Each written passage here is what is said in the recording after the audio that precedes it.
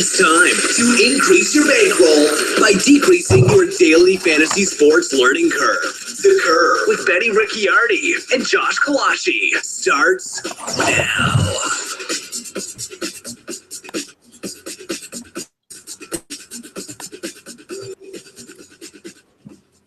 Hey everybody, welcome back to another episode of The Curve here at rotocurve.com, where our mission is to help you accelerate your DFS learning curve and get you over that hump to profitability.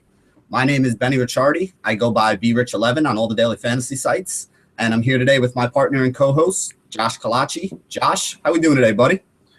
Doing great. Another great night last night of baseball, low scoring night. I don't think there was any team that scored 10 runs last night. I know looking out of here, the Marlins got 9 with that home run from Stanton. But I think one of us had a pretty good night last night. Is that right, buddy? Yeah, it wasn't too bad over here. I'm not going to complain. Won a couple tickets in the early slate to a couple of the tournaments on DraftKings. And then last night I took down a $1,000 ticket for the qualifier today to go to the Fantasy Baseball World Championship that DraftKings hosts out in Las Vegas. So I'll be one of 70 guys tonight going into that. Actually, probably about 50 guys. A couple guys got some multi-entries in there. And, we'll see how it goes. I mean, got about a 1.3% chance, I think, of winning that one. And, there's a lot of the big names in the industry are in there with some multiple entries. So, it's not going to be easy, but I'm going to give it my try. I mean, hey, for $27, take a chance to go to Vegas and play for $1 million. I'm not going to complain about it.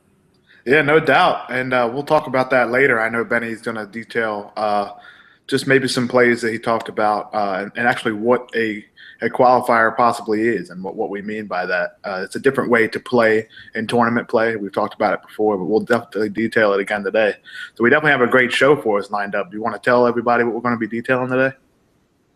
Yeah, I'll give you a quick rundown, guys. We're going to go, as we always do, we're going to start with the recap of yesterday's action, some of the plays that we talked about. If, a lot of you guys had made it over to the chat that we had before the early game started, there was some some good questions, some good information we threw out there. A couple people tweeted at us that, they had done well with some of that information and said thanks. So, we do that the days that we don't have shows. If Josh and I are around, we're usually in the chat room there. So if you haven't signed up already, make sure you get over to RotoCurve and sign up for an account. This way you'll be, kept up to date when we are having those. And, feel free to come in. I mean, we love talking baseball. We do it all the time.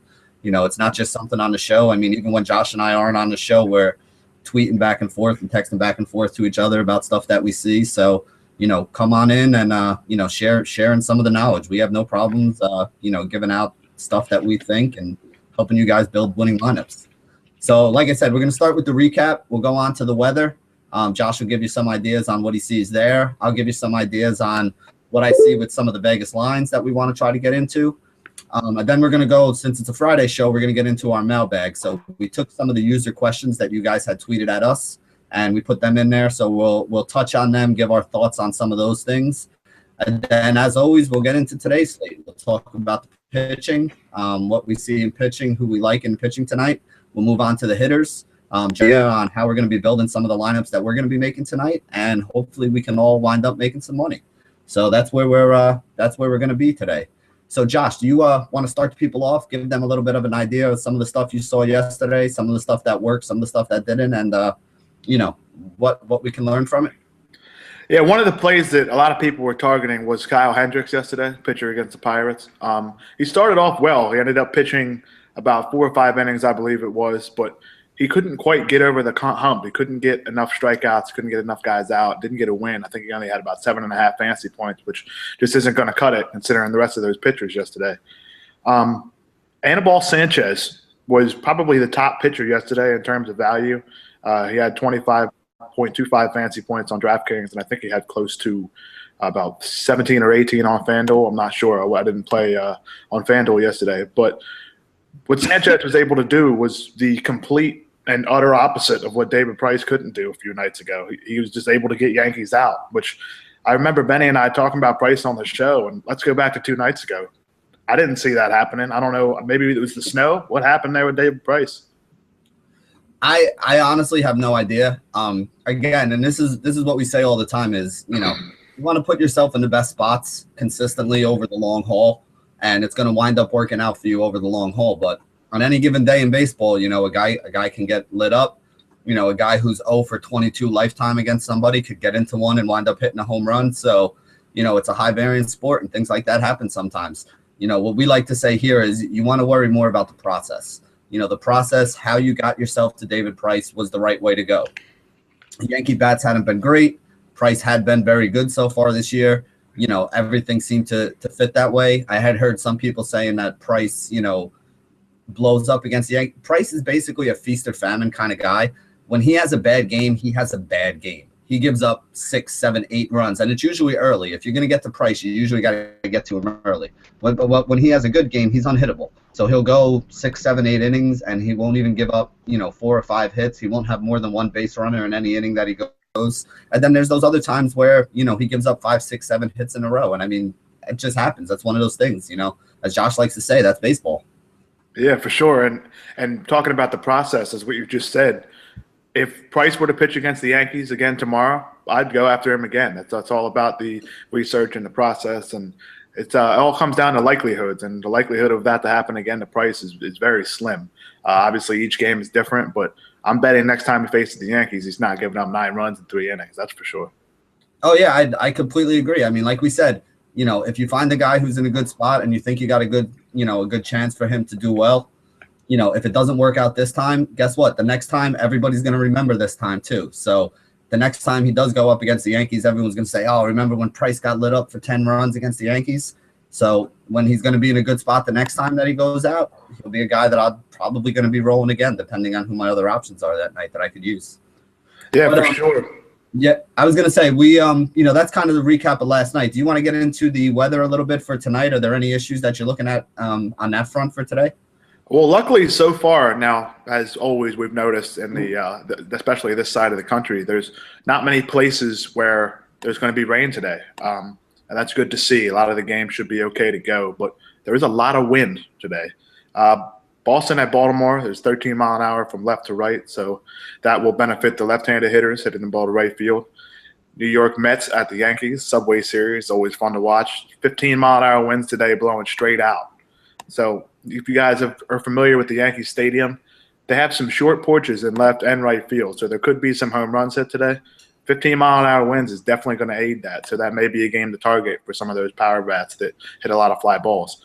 Another one is Atlanta at Philadelphia. That's 15 mile an hour winds from left to right field. This will also benefit left-handed pitching, as we talked about in Baltimore. Now, if you notice, all 3 of those games are along the East Coast. All of them are within about 150 miles of each other. The only other game is completely on the other side of the country, and with the wind affecting it, and that's Houston at Oakland. 2 of some very good left-handed pitchers, and both of them induce a lot of ground balls. But the 15 mile an hour winds blowing straight out in that game could also cause some home runs.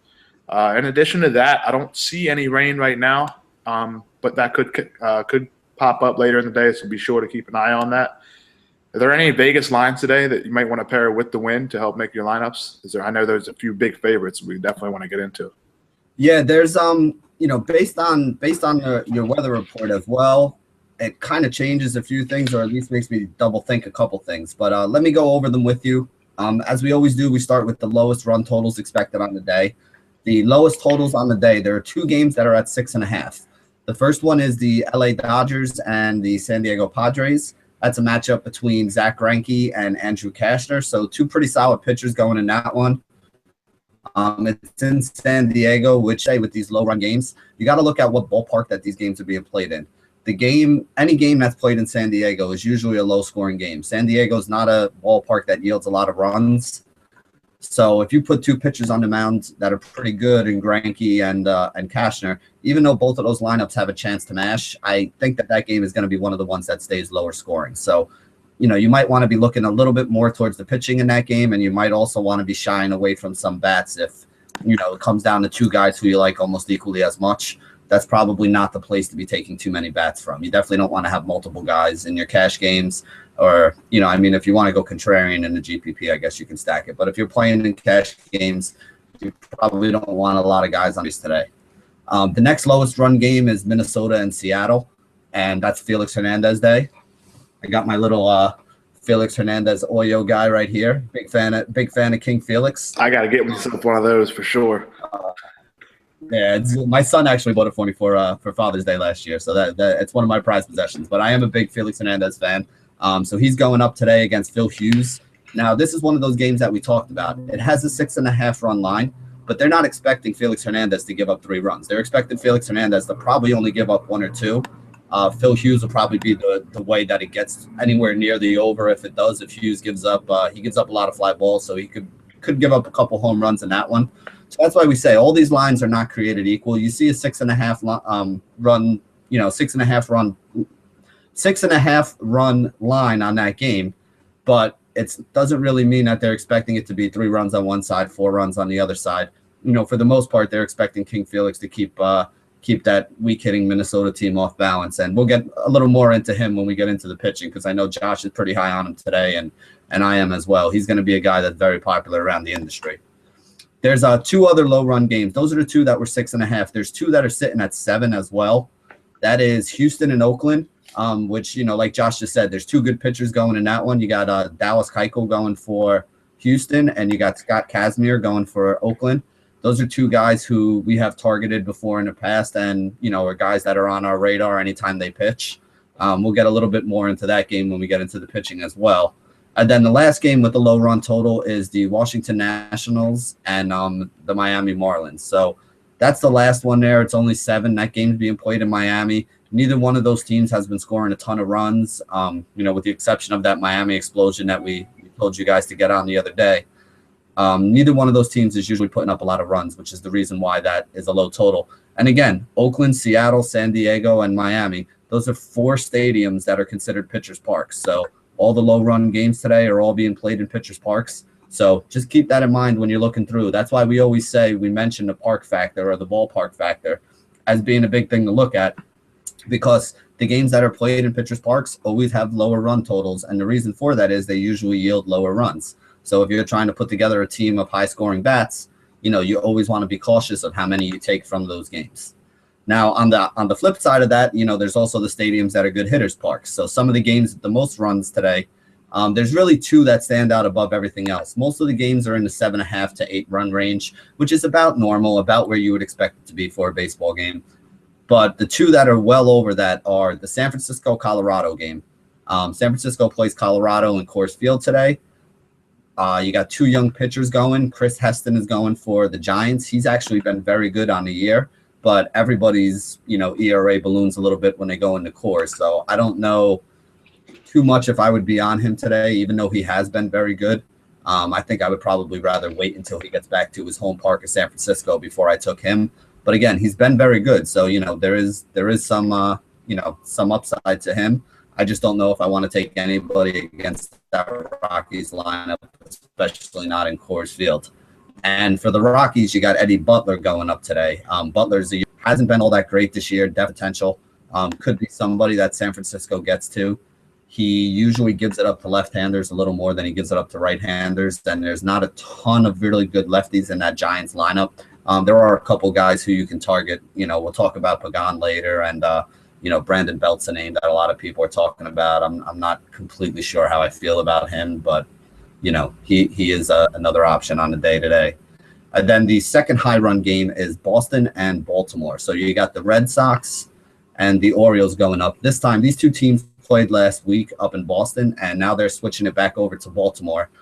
Rick Porcello is going for Boston.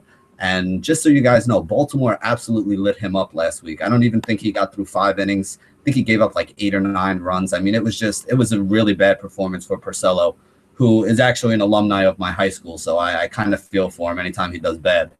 But I'm not sure if I love this matchup for him right now. But we'll see how that goes. I mean, even though we're fellow alum, I might have to target a couple bats against him tonight.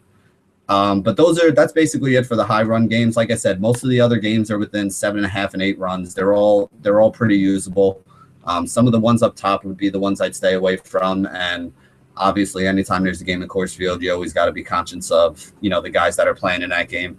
And Baltimore and Boston, I'm expecting some runs out of too. So that should be another game that, you guys want to take a look at. We do have a couple big favorites on the day today. Obviously, Felix Hernandez, Oyo Felix right here, baby. Felix Hernandez is a minus 190 favorite going up in that game against Minnesota. Minnesota hasn't really hit the ball all that well. And again, we'll talk about him when we get into the pitching today.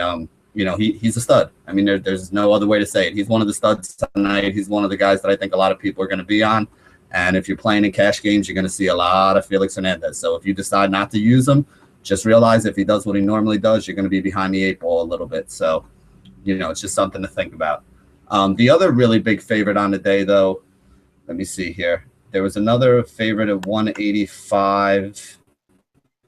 Oh, Garrett Richards. Okay, Garrett Richards from the Los Angeles Angels. Richard, very good pitcher last year. He had a really solid season.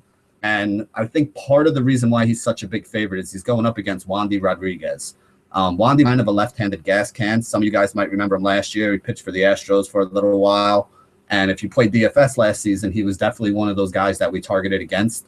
The Astros have pretty much a hitter's ballpark, and they give up a lot of home runs down there. So when Wandy Rodriguez was on the mound at home, you always look for right-handed power bats. So in a game like this, if you're looking, for the Angels, there's going to be a lot of those right-handed power bats that are going to be in play against Wandy. I think this is actually his first start. I think they just called him up. They just called him up from the minors to take over for somebody who they had in the rotation that got hurt. So again, there's, a lot of upside to some of those Angels bats today in that one. And I think that's a big reason why Richards is such a big favorite. There's 3 other guys. There's a lot of, honestly, there's a lot of parity today. They're expecting a lot of close games. A lot of the run lines, as I said, are between 7.5 and 8. And a lot of the pitching favorites are only minus 110, minus 120. Minus 110, minus 120 isn't really a big favorite if you, if you follow Vegas lines at all. Basically, what you want is guys that get up into the 130s, 140s, 150s. At that point there, Vegas basically expects them to be probably 60 to 75% of the time they're going to get the win. So those are the guys that you kind of want to target if you're looking at the Vegas lines. Anybody who's like a 125 or below, it's basically a coin toss. It's basically, 50-50 proposition, maybe 60-40 at best. So there's probably about, we got 15 games tonight. There's only 5 guys that are over 125. So of the other 10 games, Vegas is basically telling us that they think they're all pretty evenly matched and could go one way or another. So it's just something to think about when you guys are making your rosters tonight. Those other 3 guys that we didn't mention yet besides Felix and Richards are Shane Green, who's minus 140. Scott Kazmir is minus 130. And Garrett Cole from the Pittsburgh Pirates is minus 130 as well right now. So those are the guys who are the biggest favorites. No real surprises. Shane Green's price has come up a lot, so he's not the cheap option that we had been taking the last couple times he's went out there. I think people finally realized that this guy can pitch, and he's not a bad player. So you're not going to get him at $6,000 anymore on DraftKings or, I forget what he was over on FanDuel. I think it was like 55 or 58 or something his first or second start. You're not going to get this guy at those kind of prices anymore. You're going to have to pay up for him. So you're going to have to decide whether or not he's worth the prices that they have, because his price has jumped all over. Kazmir's another guy who's not cheap. And even Garrett Cole, he was a guy that you were getting at, $7,000 price range on DraftKings, maybe $7,000 as well on FanDuel. His price has jumped up a little bit as well. He's in the $8,000 range on some of these sites. Again, he's pitched well this year, so it makes sense, and he's a big favorite today. So just keep those things in mind. Those are some of the guys that Vegas really likes. And, if you're looking for for somebody you can come down off of Felix for, if you decided you didn't want to play Felix, those are all guys that I think you should take a look at. But that pretty much sums it up for the Vegas lines for today. As always on Friday, we tend to get into the user questions that we have. Josh and I will tweet out and see if anybody has any questions that they would like us to answer on the air. And we got a couple people who replied with a couple things that we wanted to discuss as well. We thought would be good talking points. So, Josh, you want to take it away and get us started on the mailbag? Yeah, for sure. And this is probably one of my favorite segments of the week across all 3 days. We love user interaction. It's one of the things that we're here for teaching everyone and learning stuff ourselves. And a lot of people bring up questions that we haven't necessarily thought about on our own. And that's the entire point of the mailbag, and it's why it's one of my favorite segments. Our first question is from Seth Steinauer, which are about the tournament strategies. Obviously, we like to detail those plays in 50-50s and stuff, but we did recommend 80-20, 80% in the cash games, these 50-50s and head-to-heads, and 20% in tournament play. So his question is, what are some tournament strategies if you are entering multiple teams? Benny and I discussed multi-entry, I believe, a few shows ago, but we just barely touched on it. So this would be a good time to talk about it more. If you do multi-entry, there are some ways to go about it. Me personally, if I would enter a few lineups, a few different tournament lineups, there's a certain way I like to go about it. I like to target in MLB and stacking and finding those guys that could potentially put an inning together, put 2 innings together against a poor pitcher. Like if we always talk about the Tigers' right-handed bats against left-handed pitching. I also like to do in multi-entry, if I have a specific stack that I do like, change the pitchers up. Sometimes you have a great stack. You have guys that are hitting 3 home runs between 5 or 6 guys in an order, but the pitchers you have in your lineup gave up 3 or 4 runs, and then it just turns into a poor lineup. And you always look back and say, what could have been? A way to avoid that in multi-entry is if you're using different pitchers.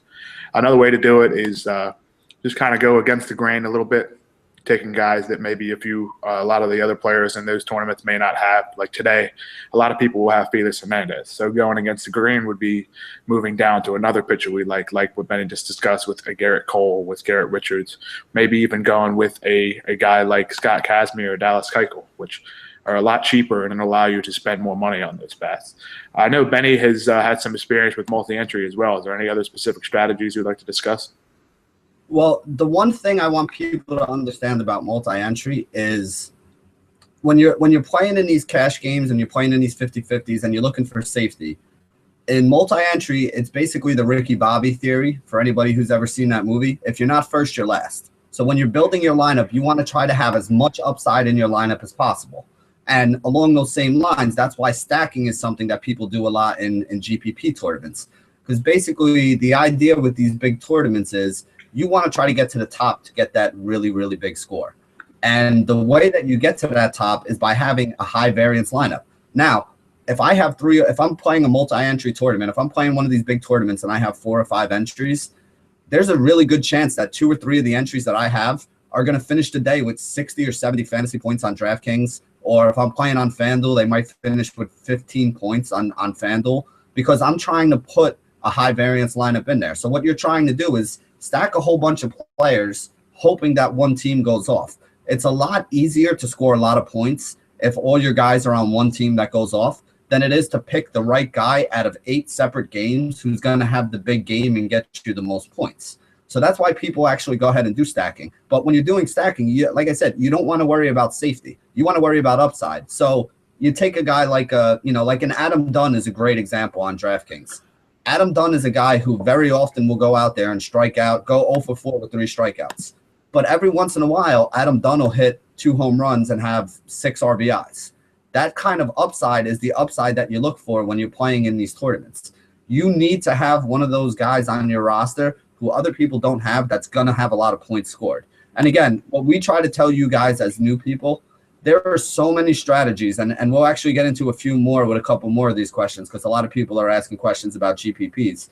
There are a lot of strategies that you guys won't even be able to understand how players like Josh and I, who have been doing this for a little while, how we came about putting some of these players into our lineup and what the thought process and the strategy was for doing it until you understand who the chalk is and why those guys are the chalk. When you play in tournaments, a lot of times I'm not taking the chalk pitcher. Like if I was playing in a big tournament tonight in a large field with, 15 or 20,000 entries, there's a good chance I'm not going to have Felix Hernandez on my team tonight because he's going to be 50 or 60% owned. And if you have Felix Hernandez, now you're basically playing on DraftKings, you're playing 8 on 8, or on FanDuel, you're playing 8 on 8 against other people who also had Felix Hernandez. Whereas if Hernandez had a bad night and you had a different pitcher in there, well, you're knocking out 60% of the field. So now you're only playing against 40% of the field who didn't have Felix Hernandez. And again, it's basically like a double up. If you're in the top half of that 40% without Felix Hernandez, you're going to be at the 20% cash line for your GPPs.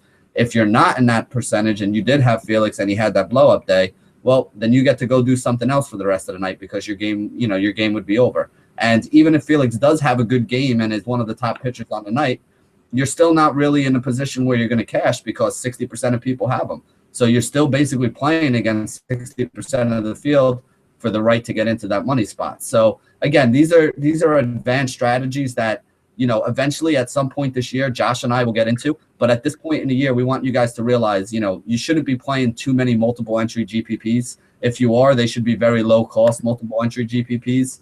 And for those people who think it's easy to throw a lot of entries in and to have them all cash and to win a lot of money, there's something that people talk about all the time, and it's called the quarter arcade challenge. Throw 5 or 10 lineups into the quarter arcade and see how easy it is to win. People think that just because you have multiple entries, you should win all the time. And trust me, this game is not that easy. Even if you have multiple entries, it doesn't guarantee you a profit. And it's definitely a strategy that's high risk and high reward. So I wouldn't recommend it for a lot of the new players, to be honest.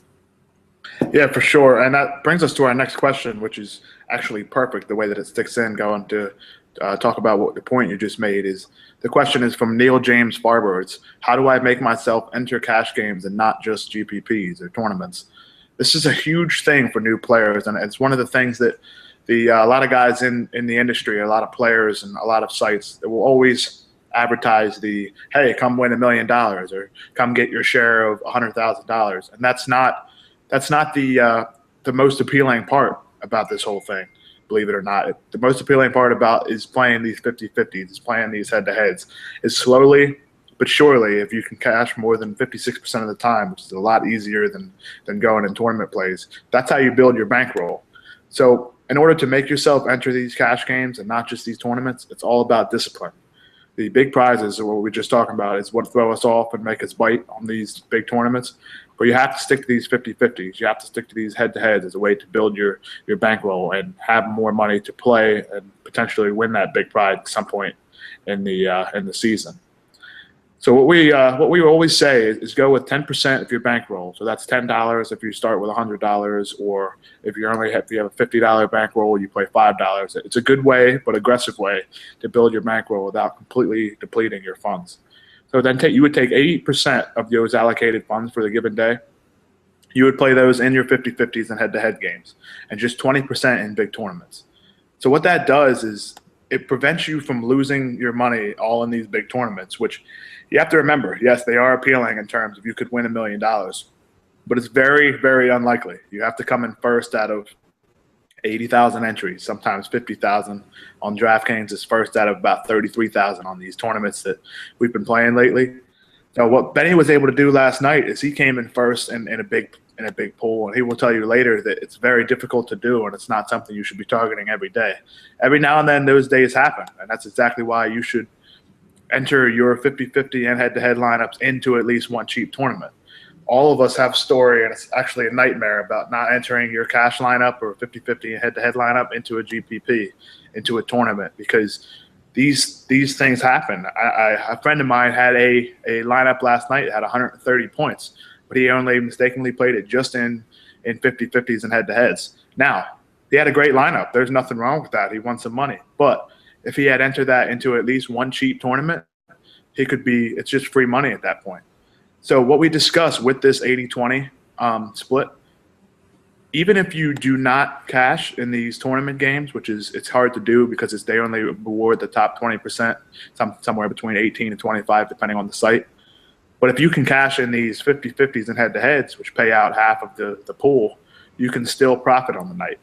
Now, the problem is with playing these tournaments in what are called these guaranteed prize pools, that's where you struggle because you're betting on cashing in the top 20%, which is hard to do. So it's very hard to stay away from these tournaments and playing just in these tournaments because, yes, the $1 million does look great, but you have to make sure you have that discipline. You play 50-50s, you play head-to-heads, because that's how you grow your bankroll. It's not all about buying a lottery ticket, which is the best way to compare a tournament ticket, as opposed to buying a ticket for a scratch-off when you know you're going to win. Like when you go in those arcades and you play till you win, little quarter thing, and you get a piece of a Tootsie Roll or something. That's kind of what these head-to-head games and 50-50s are. You have a higher chance of winning, and that's exactly what we want to target. So for newer players, definitely play in these cash games, we like to call these 50-50s, these head-to-heads, because those tournament games can take all the fun right out of your pockets, and it won't allow you to like daily fantasy sports, which is the opposite of what we're targeting here. Yeah, I mean, I agree with everything that Josh just said. Here's a way to look at it for some of the new players, and here's the way I look at it. I play in the cash games, the 50-50s, the head-to-heads, to try to maintain my bankroll and give me some extra money to take the shots at the GPPs, at the tournaments, at the big money prize pools. And the reason why you do that is if you're able to stick around long enough and you're able to play long enough, you're eventually going to hit on some of these big tournaments. Some of these big ones, you're going to have a lineup one day where everything just clicks. Every guy you put in there at the very least gives you a little bit more than you were expecting at him. You know, one or two of the guys in your lineup go absolutely nuts and have huge scores, but those days are few and far between. If you think even the best players that are here, if you think that the best players in the tournament are winning tournaments every day, you know, you're sadly mistaken. Now, there are guys who have gone on heaters and, you know, taken down some of these big tournaments twice in a week or, you know, 2 or 3 times in a month or something like that. But again, if you're only taking them down 2 or 3 times in a month, that also means that you lost probably the other 27 days because these guys are playing these tournaments every day. So the idea of these cash games, the idea of the 50-50s and head-to-heads is if you can grind out a small profit every day in these, you know, give yourself, if you're playing with a $100 bankroll, if you give yourself, you know, a $30 or $40 profit in a week playing in these cash games, by the end of the week, now that's an extra $30 or $40 you have to take shots at some of these big tournaments.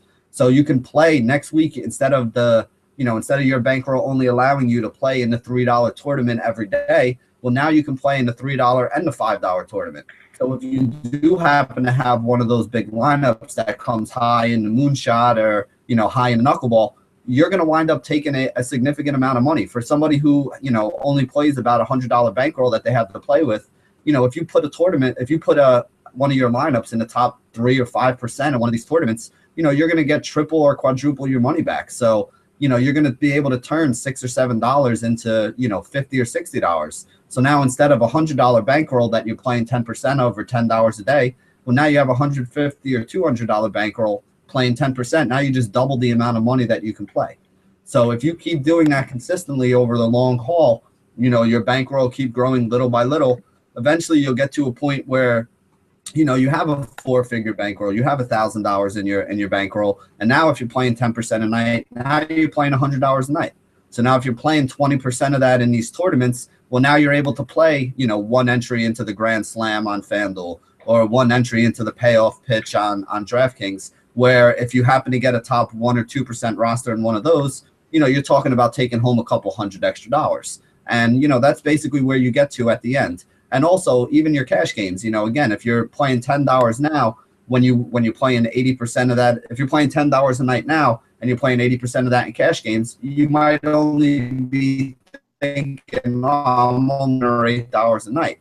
But to build that up to 1,000, well, now you're adding a zero to it. So now you're winning $70 or $80 a night. You know, if you can build that up even more, you get up to 5,000. Well, now it's $350, $400 a night. And that's, you know, this extra income that you could have. Again, the way I look at it is you want to be able to stick around long enough until you do get one of those big scores. And the only way you're going to be able to stick around long enough is if you can grind out a profit in all those cash games, which is why a lot of the big players, there are some guys who are strictly GPP players, but there's a lot of variance to it. You know, they may go up $100,000 one month. They may go down $50,000 the next month. And for a small player, you know, my goal is to help you guys learn how to play this game without having to go to PayPal or your credit card and make another deposit. If you can take the amount of money that you have in here now and learn how to play this game and build your bankroll to a point where it's sustainable, then you'll be able to play in these tournaments and take the kind of shots that you want to take without having to constantly go and spend money out of pocket. And, you know, that's our goal here at RotoCurve. That's what we say when we say we want to get you over that curve and get you to the over that hump to profitability. You know, we want to help you accelerate that learning curve and get you to the point where, you know, basically you're playing with house money. Because when you're playing with house money, you can be a little more aggressive and not worry too much about it. Yeah, it brings up another point that I forgot to mention and when I was answering this question is a lot of people will ask, why am I entering my 50-50 lineup into a tournament? And the reason was, we touched on that, it ends up being free money if you have that top 15 to 20% cash lineup in that contest. But the reason you do that is because for those of you that are watching our show, chances are you've been playing and you've been looking at your scores and looking at standings. If you play in a 100-man 50-50 and you come in first place, you're winning the same amount of money as those who are coming in 50th place. And that's why we recommend playing in at least one cheap tournament, because first place and 50th place in a big tournament, that's a big drop off. If you're able to come in first place in a head-to-head or in a 50-50 rather, you're getting the same amount. But if you're facing the same users, which usually is kind of what happens at these times when you're playing in these cheap contests, a first place cash in a big tournament like that is a lot more money, as Betty was just talking about. So be sure to enter these lineups into at least one cheap tournament. Don't spend all your money, as we always talk about in these tournaments, because that's how you go downhill fast. But never forget to enter your lineup into at least the $1 tournaments that they have on all these sites, because you never know when you can hit it big. Speaking of hitting it big, that brings up our next question from Philip Galvin. He asked, can you guys discuss more tournament plays rather than 50-50s? Philip, the plays that I use for my 50-50s and head-to-head lineups, I'm usually targeting some of those in the tournament lineups as well. But you're right, there is difference. We discussed that earlier. Some guaranteed prize pool or tournament plays are guys that have power upside, like Benny was discussing with Adam Dunn. Guys like that who played in the past. Those guys that play now are guys like Chris Carter, Edwin Encarnacion, which we'll discuss later, Chris Davis, Brandon Moss. Those are the guys that are going to go 1 for 4. But that 1 for 4, that one hit could be a home run, which is that upside we like to talk about. So when you hear us discuss these 50-50 plays and head-to-head plays as opposed to tournament plays, the tournament plays are the guys that have that big power, like guys like Ryan Howard, who can't seem to hit very much anymore. But when he does have a good day, like he did 3 days ago, he had 20 points. Those are the guys that their variance is what something we discussed changes a lot. And that's the difference between these tournament plays and these 50-50 plays. And we'll discuss those later when we get into our plays for tonight. Benny, do you have anything else on the difference in the GPP, stuff like that? Yeah, there's a real big difference to me in the guys that I play in my GPPs and the guys that I play in my cash. And Rath kind of wanted me to touch on this this morning. He mentioned it in his DFS report, but he wanted me to kind of touch on how I got to the lineup that I made last night. Basically, last night, the big pitcher on the night was Chris Sale. And he was a guy that everybody was using in 50-50s and cash games. And I had him myself in my 50-50s and my cash games last night, my head-to-heads. Chris Sale was the guy I had on top of those. But in the GPPs, I did something completely different, hoping to get myself to the top. Now, there's a lot of different types of GPPs. The one that I was in last night, the qualifier, it was a $27 entry, and it was giving out 2 tickets to the $1,000, qualifier for the Fantasy Baseball World Championship today. So that's a top-heavy tournament. That's a tournament where coming in 3rd or 4th place out of, I think there was 80 or 100 people in it, something like that, doesn't do anything for you because only the top 2 are going to get tickets. So, again, like I was saying before, in all of my cash games, I had Chris Sale. Chris Sale made the most sense. He was one of the best pitchers on the night. But there was a case that you could make against him, and that was the case that I made that helped me wind up winning this ticket. Basically, Kansas City doesn't strike out very much. Chris Sale was very expensive. So in order for Chris Sale to get to his value, he was basically going to need strikeouts. If he didn't get the strikeouts, then he was going to have to pitch basically a complete game in order for him to return the kind of points that you would have needed out of somebody who was as expensive as he was. Again, we talk about value all the time. In GPPs, value is even more important than it is in a cash game. In a cash game, you can take a guy who's a little more expensive, not get 3 or 4 points per $1,000 from him, and still end up with a score that's good enough to put you in the top 50 in cash. But if you need a score that's got to be in the top 2 or 3 overall, you got to do it a little bit differently. So what I wound up doing last night is taking 2 mid-price pitchers who were much lower owned than who I thought a lot less people were going to be on, and they actually got me more points than Chris Sale did. So when you do something like that, that leaves you extra money to spend up on bats that other people couldn't spend up on. Now, everybody was on a lot of the Toronto guys last night in that game. So I had Josh Donaldson, who wound up hitting a big home run for me, and he was a guy that a lot of other people had too. But because I didn't use Sale up top, I was also able to put some other big bats in that lineup. I had who did I have? I had Mike Trout in that lineup. I had Cole Calhoun in that lineup.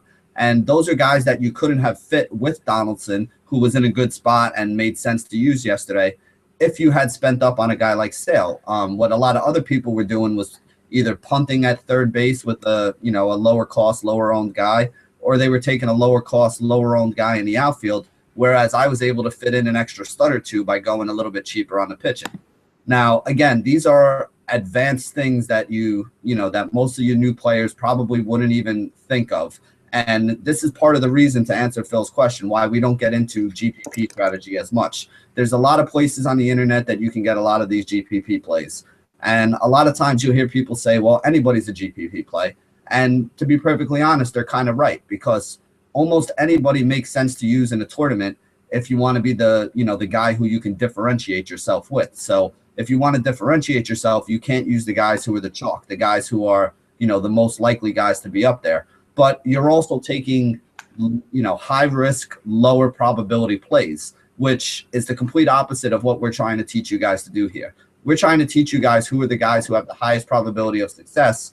And if you put enough of those guys with the highest probability of success in your lineup, over the long haul, you're going to win a lot more of your 50-50s and cash games than you're going to lose, and that's going to make you a profitable player. Now, when you get to that point where you understand that, then you'll be able to understand how you can come off some of those guys to some of the other guys to give you a better chance to win some of these GPPs, some of these big tournaments, some of these ones with the, really big prize pools that you see out there. But until you learn how to crawl, you're not going to be able to learn how to walk. So if your goal is to be able to walk and run into some of these big money GPPs, you have to understand why these guys are the chalk and why these guys are the guys that you should be playing in your cash game before you can understand how to turn away from them and differentiate your roster to give you a GPP roster that really has a chance to make it up top high. So, as Josh mentioned, things like stacking, things like changing around your pitchers, things like building around the core. When I do my GPP lineups, my tournament lineups, I usually have a core group of players, 3, 4, 5 players that'll be in most of those lineups. And then I'll take different stacks around them or different pitchers around them or, different combinations of guys who I want to go with them that I think would give me a better chance for upside. But again, until you understand who these guys are that are the keys and the cornerstones that you're using to build your lineups, you won't be able to do the swerves that are needed, and you won't be able to build multi-entry lineups so that you're giving yourself the most upside and a chance to win these tournaments. So again, there's nothing wrong with GPPs. There's nothing wrong with these big tournaments. I play them all the time. But again, they're high variance and they're not really bankroll builders. You can get a big hit and have a big boost to your bankroll, but you could also lose a lot of money. I mean, for every big win that I've had in my career, I've probably had, 50 or 60 other lineups that just fell flat on their face. And that's the way that it goes sometimes. So if you're expecting to win every night, it's just not something that happens. For sure. That brings us to the end of our questions. Thanks again to everyone for participating. Next week, we will have another mailbag on Friday. So let's get right into it. Let's get into what we're looking at for today. I know there's some starting pitchers that both of us are targeting, one in particular, and that's definitely Felix Hernandez. I think for today, you almost have to have him in your 50-50s and head-to-head games because especially on FanDuel, just one pitcher, if you're playing in these games and you're going for a safe score, the other guy's going to have Felix Hernandez. So if he has a good day, and he's very likely to, and you don't have him, chances are you're probably going to miss out. There's no better pitcher on the day, and there's no better matchup for a good pitcher on the day. The Twins are one of the worst offenses in the major leagues, and they do strike out a lot. Benny, you have anything else on King Felix for today? I mean, I agree completely. He's one of the top pitchers on the day. He's a guy who, if you're playing in 50-50s and cash games, you got to look at, as Josh said, if you're playing on FanDuel, even if you're playing on Fantasy Aces, I don't think he's too expensive that you could even think about not starting him today. He's going to be in my cash game lineups on FanDuel. If I play over there tonight, he's definitely going to be in some of my lineups over on Fantasy Aces. The one site where I may not completely use him is over on DraftKings, where I think he's a tad pricey. But even over there for cash games, he's the safest 20-plus points that you could probably count on DraftKings tonight.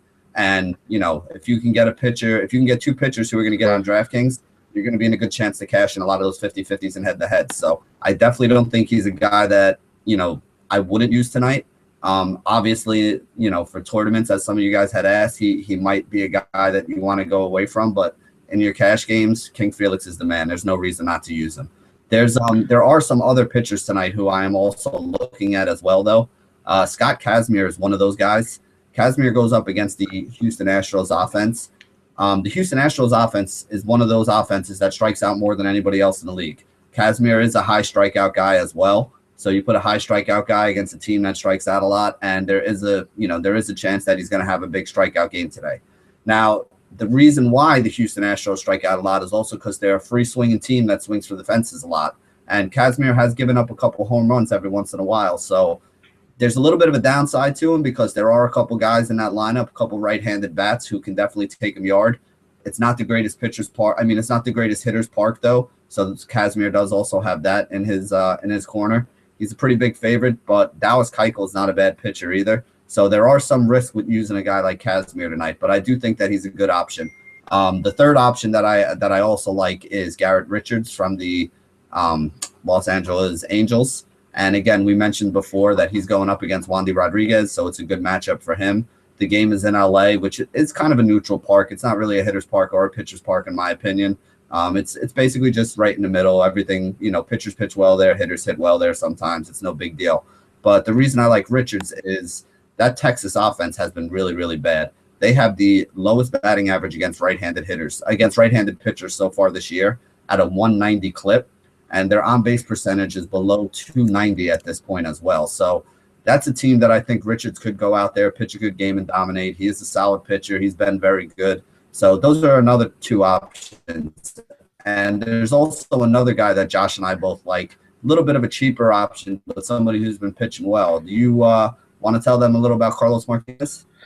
Yeah, Martinez faces the Brewers today, and I wrote a piece earlier this week on the RotoCurve site about recent pitcher performances and why they succeeded and how you can use that in your research. It's definitely a good piece to look at. You always want to take a look at the past to tell you about what could happen in the future.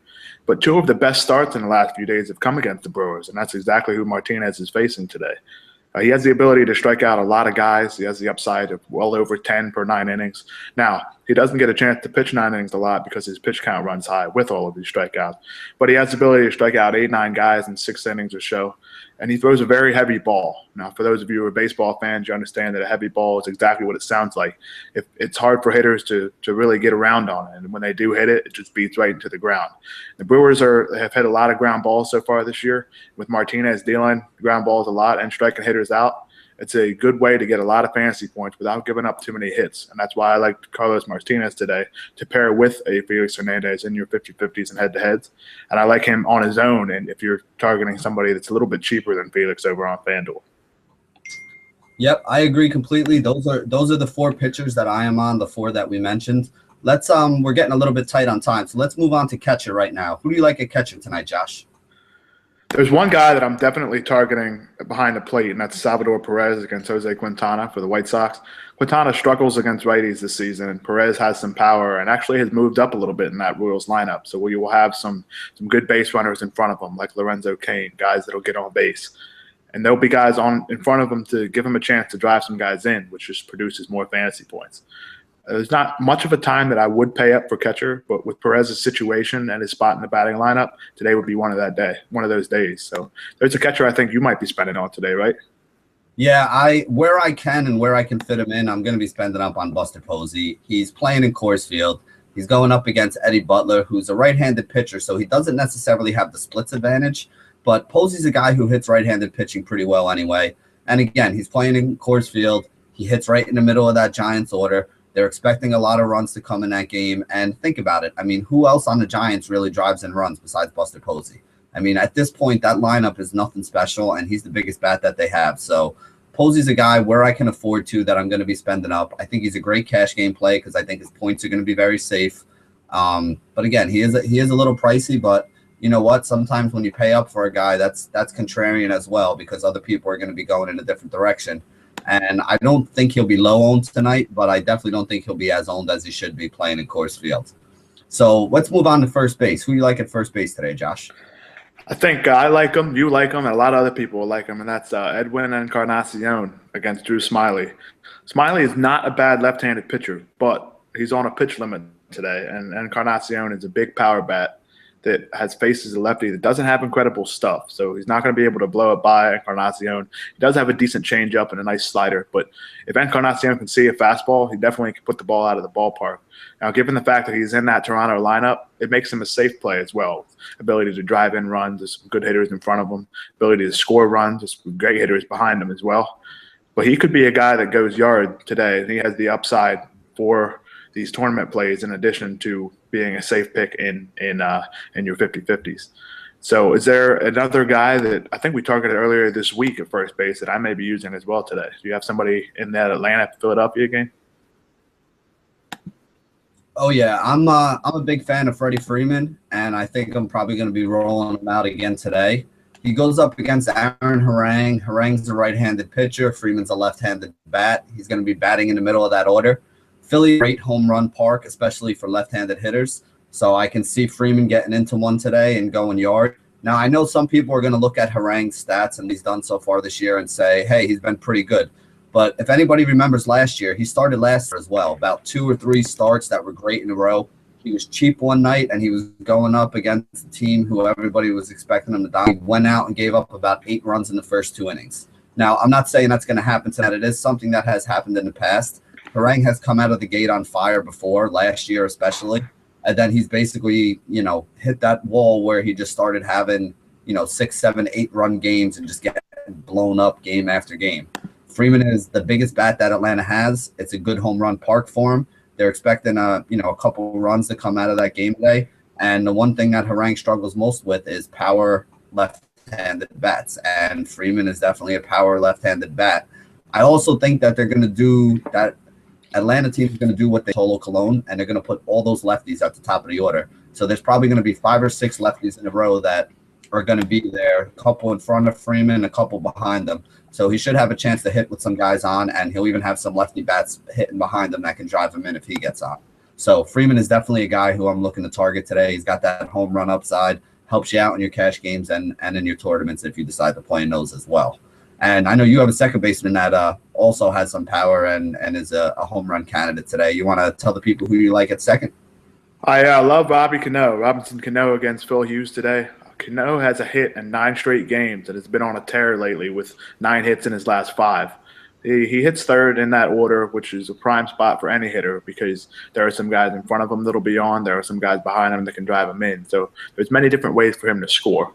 We talked about earlier, Phil Hughes gives up a lot of fly balls, and he's been a fly ball pitcher pretty much his entire career, which is why he struggles in small parks.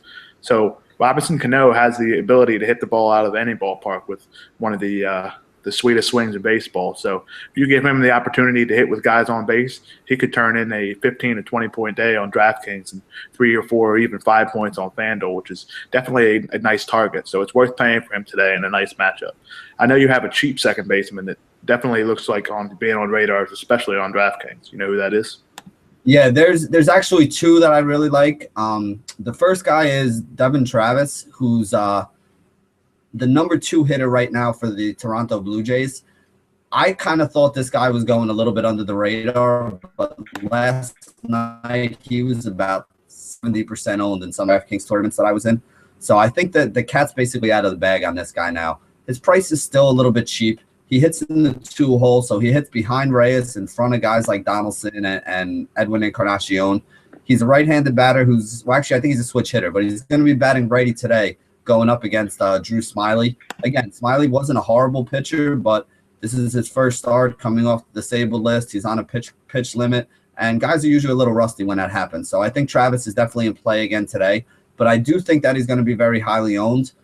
There's another one who I like as well, and that is Jimmy Paredes from Baltimore Orioles. He's going up against Rick Porcello. He's a switch hitter. He goes up against Porcello. He's a guy who's been doing really, really well lately, but I'm not going to get too much into him because I know he's one of the outfielders that Josh likes. He's eligible at second base and outfield, so you can fit him in either spot if you need to use him, and he's not too cheap. On FanDuel, though, I think he's only second base eligible, so if you wanted to use him on FanDuel, you'd have to use him there, but we'll get into him in a little bit. We're going to move on to third base, and I know that Josh is actually really high on one of my favorite third basemen today, so do you want to tell the people why you love my boy Matt Carpenter? Well, yeah, if you guys have watched this show before, you basically know that Benny has an imaginary tattoo of Matt Carpenter somewhere on his body. I do have Carpenter man crush, I got to say. There you go. And honestly, for good reason. He's been one of the hottest hitters in baseball and the most consistent player in fantasy baseball this season. I don't think there's any question to that. He had over 10 fantasy points, I believe, in like 11 of 14 games or something like that. He has a good matchup today with facing Matt Garza, who was a left-handed or right-handed pitcher, and Carpenter is a left-handed bat. So it seems that every time Carpenter gets on base as well, he's scoring a run, especially with guys like Matt Holliday, who's on fire hitting behind him. So if Carpenter can get on base, and he'll have a chance for 5 at-bats yet again, chances are he's going to score a run and bring his point total to 7 to 10 again. That's exactly what we're targeting in these 50-50 games, especially in these head-to-head games. Now, his price has come up, but he's still worth paying for as one of the most consistent players in the major leagues. Yeah, I don't hate Carpenter, especially not for 50-50s and head-to-head games. As you guys know, I love the safety that he brings you, and he's just so solid that you could use him anytime he's in a good matchup. But there is a couple other third basemen that I wanted to mention today. The guy who I'm highest on is Josh Donaldson. If you remember that Oakland A's team from last year, anytime a right-handed pitcher was on the mound, they moved Brandon Moss up into the third spot, and you used Brandon Moss in your daily fantasy lineups. Anytime there was a left-handed pitcher on the mound, Josh Donaldson was moved up to the third spot because he absolutely crushes left-handed pitching. Now, again, not to keep picking on the same guy, but Smiley is a guy who is coming back off an injury, is on a pitch count, is probably going to be a little bit rusty with this being his first start of the year. So you're putting a rusty left-handed pitcher who's middle of the road against one of the guys who is the best at crushing left-handed pitching. So if you ask me, I think Donaldson is probably going to be pretty highly owned today. I think a lot of people are going to be on him for that reason, that he crushes left-handed pitching. And I also think that he's one of the guys who has the highest upside. So if you're looking for, guys like we said, like a couple of the questions that users have asked earlier, if you're looking for a guy with high upside that you can use in the tournament today, Josh Donaldson is one of those guys because he does have a good chance to go yard. And there's also one other guy I wanted to mention real quick. David Freese from the Los Angeles Angels. He does very well hitting left-handed pitching as well. He gets Wandy Rodriguez, who's been a little bit of a gas can in his career. If anybody played DFS last year, he was a guy we targeted a lot when he was pitching in Houston. So I think Freese is also in a pretty good spot, but I think Donaldson is probably in a better spot. So Donaldson's a guy who I think is safe that you could even use in cash. Freese is a guy who I would only use in a big tournament if I was trying to go different and save some money. So that's my thoughts on third base and Josh's as well. I only have one guy who I've been using at shortstop today, and I'm not really sold on him. I'm actually hoping that there's some value that pops up. But Josh is actually on the same guy, which makes me feel a little bit better about using him. So do you want to talk to the people a little about Jose Reyes? Yeah, Reyes can only hit right-handed right now comfortably because of that rib injury. And like we always say, he's kind of makes that offense go for the Blue Jays. He faces Smiley again. We're targeting this guy, but it's a good reason to because he's only going to throw around 75 pitches. And then we'll get into a bullpen that cannot really get anybody out until the late innings. Look for Reyes to have a chance to score a lot of runs today, making him a candidate to score more than 10 points on DraftKings, get a couple points on FanDuel. And we've discussed a lot of hitters that hit behind him. So if he's on base for those guys, he's going to score a lot of runs as well. That's our thinking.